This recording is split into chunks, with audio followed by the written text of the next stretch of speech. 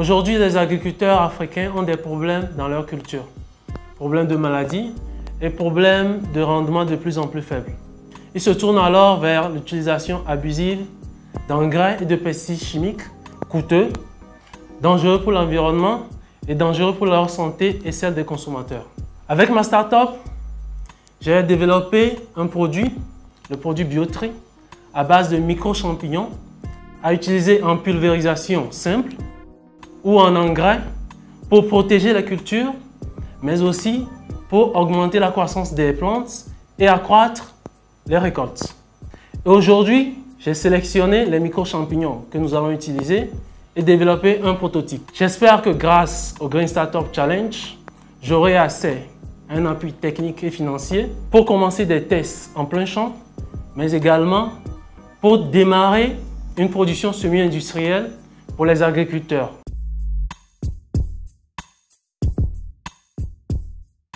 Avec le changement climatique, nous avions constaté que les paysans n'arrivent pas à rentabiliser l'investissement dans le domaine agricole.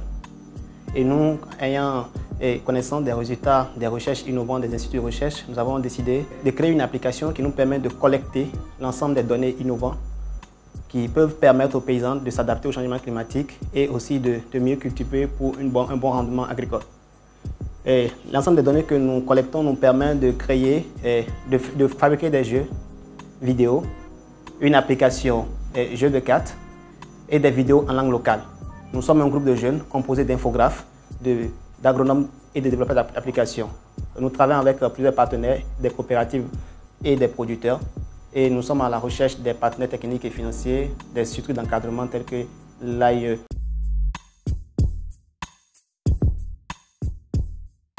J'ai fait mon enfance en zone rurale, dans la région du Tonkwi, ouest de la Côte d'Ivoire. Dans cette partie de mon pays, un enfant sur 10 meurt chaque année de malnutrition et de choléra. 40% de la production agricole est perdue avant la récolte et 70% des personnes qui jalonnent les lits des hôpitaux souffrent des maladies que nous aurions dû éviter, dues aux problèmes d'eau potable. C'est pour répondre à ces deux problèmes vitaux que notre structure, composée essentiellement de jeunes formés en solaire, en agronomie et en électricité, avons lancé donc cette start-up de pompage solaire pour l'irrigation et d'addition en eau potable en zone rurale. Investir dans notre projet, c'est contribuer à améliorer la santé des vies des communautés en zone rurale. Investir dans notre projet, c'est garantir la sécurité alimentaire.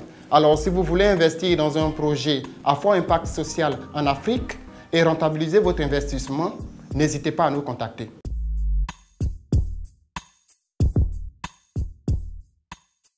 Il y a de cela 3 ans, un de mes proches a perdu son enfant à cause de la consommation du miel de mauvaise qualité qui prend d'ampleur au Bénin.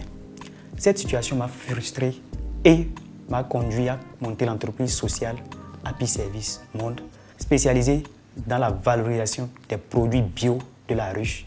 Actuellement, nous avons mis au point sur le marché du miel élaboré uniquement à partir des fleurs d'un acadier appelé miel vital, très apprécié et savouré par les enfants, les femmes et plusieurs personnes. Nous sommes actuellement en partenariat avec le Corps de la Paix et beaucoup d'autres apiculteurs. Notre entreprise a besoin d'appui financier, technique et matériel pour produire plus. Investir dans Happy Service Monde, c'est sauver les vies.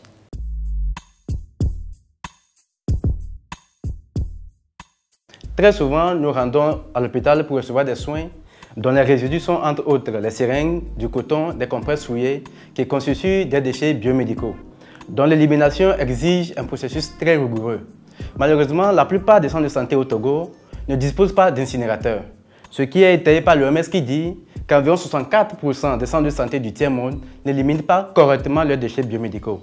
C'est pour apporter une solution que nous mettons en place une société de collecte et de traitement professionnel des déchets biomédicaux avec plusieurs possibilités de recyclage. Notre clientèle est majoritairement composée de laboratoires, d'hôpitaux, de centres de transfusion sanguine qui éprouvent un réel besoin d'améliorer la gestion de leurs déchets.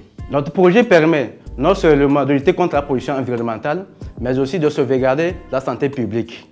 Il faut noter que nous sommes les premiers au Togo et que nous espérons avoir du financement, de l'accompagnement technique via le Green Startup Challenge pour mettre en place cette entreprise innovante au Togo.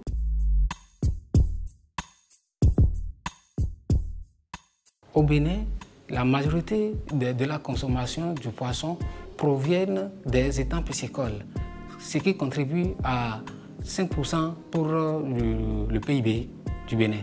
La manière de produire ces poissons-là sont de manière chimique parce que ces poissons-là se nourrissent des provantes qui sont à 80% chimiques.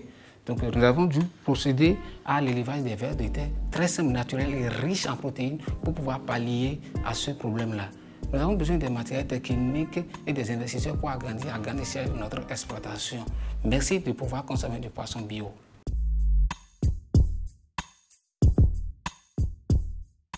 Durant les 2 dernières années, nous avons travaillé sur le projet de substitution du fioul sur la ligne cuisson des cimenteries du Cameroun. Le projet qui a permis une ligne de cuisson qui consomme environ 1600 litres de fioul par heure. Nous avons pu faire et réussir la substitution à 20% de ces fiols-là. À travers la crise financière, en 2013, le prix du gazole au Cameroun est passé de 500 à 600 francs. L'unique boulangerie de mon village s'est retrouvée en train d'obliger de fermer ses portes.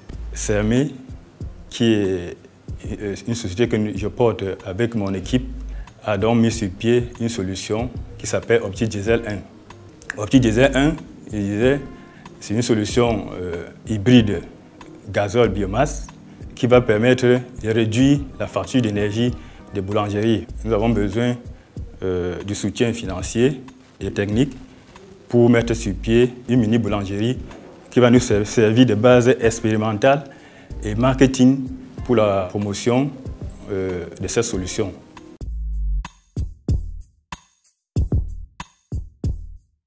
Il y a juste une année, Dakar, la capitale du Sénégal, a connu son premier cas d'Ebola. Le jour suivant, j'ai quitté la capitale, non pas pour fuir le virus, mais pour rendre visite à ma grand-mère. Arrivé là-bas, j'ai été vraiment surpris de voir combien la population rurale avait du mal à détenir la bonne information. C'est ce qui nous a amené à créer Jotaliko. Jotaliko veut dire en Wolof transmettre, et c'est une application web qui permet de créer un lien communicationnel entre le gouvernement, les acteurs sociaux, les ONG et les citoyens qui vivent dans les milieux reculés. Grâce à notre application, les citoyens vivant dans les milieux reculés, dans les milieux ruraux, pourront recevoir, pourront être informés de façon juste et de source sûre en cas d'épidémie pour savoir quelles bonnes pratiques il faut suivre. Mais pas seulement, ils pourront aussi recevoir des notifications par rapport à leur santé de manière générale de façon quotidienne. Et chaque citoyen pourra recevoir ces appels dans sa langue natale.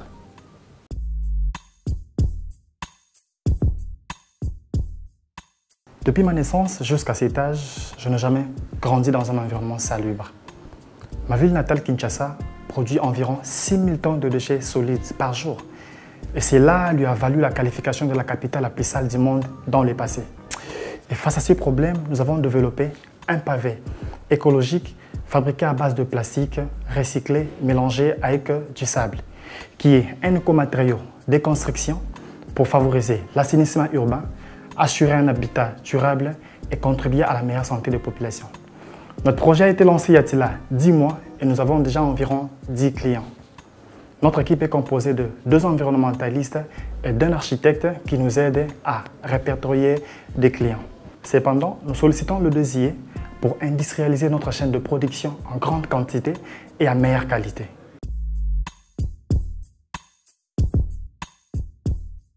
Nous avons constaté des pertes post-récolte à hauteur de 30%. Nous avons pris l'initiative d'installer une entreprise de transformation et de conservation de farine de haute qualité. Depuis 1 an d'existence, nous avons produit, commercialisé des farines de haute qualité à nos boulangers et restaurants, pour ne citer que cela.